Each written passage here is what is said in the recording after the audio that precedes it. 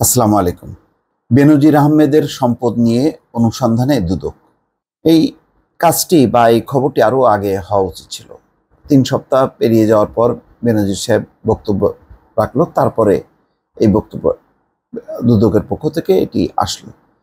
এটি আসলে যেটা কালের কণ্ঠ বা বসুন্ধরা গ্রুপের পত্রিকাগুলো প্রকাশ করার আগেই উচিত ছিল দুদকের এই বিষয়ে নিয়ে কাজ করা।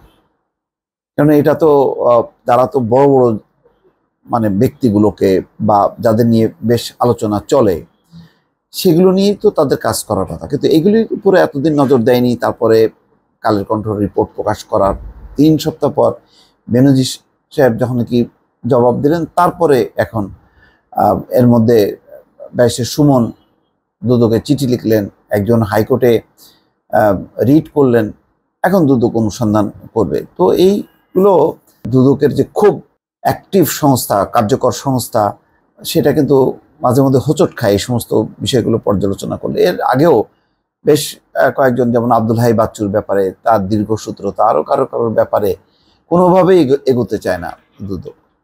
আবার কারোর ব্যাপারে ঝড়ের বেগে এগোয়, যেমন ডক্টর ইউনূসের প্রসঙ্গটা আনতে চায়। যাই হোক, এখন যাই না এটা দুদক কতখানি এগোবে বা কিভাবে এগোবে। তারপরেও এটা ভালো যে দুদক বিষয়টি আমলে নিয়েছে। খবরে বলা হচ্ছে, সাবেক আইজিপি বেনজির আহমেদের সম্পদ নিয়ে অনুসন্ধানে ৩ সদস্যের একটি কমিটি করে কাজ শুরু করেছে দুদক। সোমবার রাজধানীর সেগুনবাগিচায় দুদক কার্যালয়ে এক সংবাদ সম্মেলনে সংস্থাটির সচিব খোরশেদা ইয়াসমিন এই তথ্য জানিয়েছেন। খোরশেদা ইয়াসমিন বলেন, ৩১শে মার্চ সাবেক আইজিপি বেনজির আহমেদের বিরুদ্ধে অবৈধ সম্পদ অর্জন নিয়ে একটি প্রতিবেদন জাতীয় দৈনিকে প্রকাশিত হয়। পরবর্তী সময়ে আরও কিছু গণমাধ্যমে একই অভিযোগ নিয়ে প্রতিবেদন প্রকাশিত হয়েছে। এই অভিযোগগুলোর বিষয়ে দুদক আইন অনুযায়ী কার্যক্রম শুরু করেছে। খোরশেদা ইয়াসমিন আরও বলেন, গত ১৮ এপ্রিল দুদকে একটি সভা হয়। সেখানে গণমাধ্যমে প্রকাশিত তথ্য বিবেচনায় নিয়ে সাবেক পুলিশ প্রধান বেনজির আহমেদের বিরুদ্ধে অবৈধ সম্পদ অর্জনের অভিযোগ অনুসন্ধানের সিদ্ধান্ত হয়। দুদক আইন অনুযায়ী নির্দিষ্ট সময়ের মধ্যে অনুসন্ধান শেষ করে আইন অনুযায়ী ব্যবস্থা গ্রহণ করবে।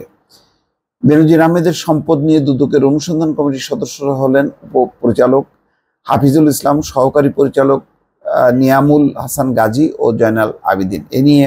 এদিকে বেনজির আহমেদের সম্পদের বিষয়ে গণমাধ্যমে প্রকাশিত অভিযোগ অনুসন্ধানের নির্দেশনা চেয়ে হাইকোর্টে একটি রিটও করেছেন এক আইনজীবী। ওই রিটে বেনজিরের ঘরে আলাদিনের চেরাগ ও বনের জমিতে বেনজিরের রিসোর্ট শিরোনামে একটি দৈনিকে প্রকাশিত প্রতিবেদনের বিষয়ে অনুসন্ধান করতে দুর্নীতি দমন কমিশনের প্রতি নির্দেশনা চাওয়া হয়েছে। সুপ্রিম কোর্টের আইনজীবী মোহাম্মদ সালাউদ্দিন রিগান আবেদনকারী হিসেবে গতকাল রোববার এই রিট করেন। রিট দায়েরের বিষয়টি জানিয়ে আইনজীবী মোহাম্মদ সালাউদ্দিন জানান, প্রকাশিত ওই সংবাদের বিষয়ে অনুসন্ধান চেয়ে ৪ এপ্রিল দুদকের কাছে আবেদন করা হয়। এতে ফল না পেয়ে এই বিষয়ে ব্যবস্থা নিতে ১৮ এপ্রিল দুদক বরাবরে আইনি নোটিশ পাঠানো হয়। এর কোনো জবাব না পেয়ে অনুসন্ধানের নির্দেশনা চেয়ে রিটটি করা হয়েছে। তার মানে দুদক বরাবর চিঠি পাঠানো হয়েছে, তারপরেও দুদক কোনো রেসপন্স করেনি বোঝা যাচ্ছে।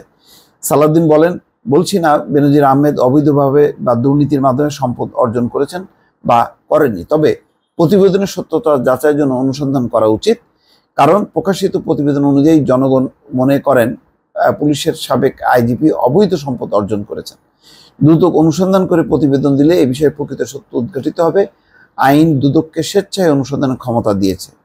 চলতি সপ্তাহে হাইকোর্ট রিটের উপর শুনানি হতে পারে বলে জানিয়েছেন রিটকারী আইনজীবী। কিন্তু এটা ঠিক যে দুদককে স্বেচ্ছায় অনুসন্ধানের ক্ষমতা দিয়েছে, আসলে সেটা তো দুদককে তো অনেক ক্ষমতাই দেওয়া হয়েছে, নির্বাচন কমিশনকেও অনেক ক্ষমতা দেওয়া হয়েছে। তারপরও কোথায় যেন বাধা, কোথায় যেন নিয়ন্ত্রণ, এইটা আসলে বুঝতে গেলে বিদ্যমান যে রাজনৈতিক সুশাসন সেগুলি আসলে সর্বস্তরে প্রতিষ্ঠিত হয়েছে কিনা, আসলেই প্রতিষ্ঠানগুলো স্বাধীন কিনা, অনেকগুলো প্রশ্নের সাথে জড়িত। যাক, তারপরেও আমার ধারণা যে দুদকের দিকে সবার এখন চোখ নিবদ্ধ থাকবে যে দুদক কি করে।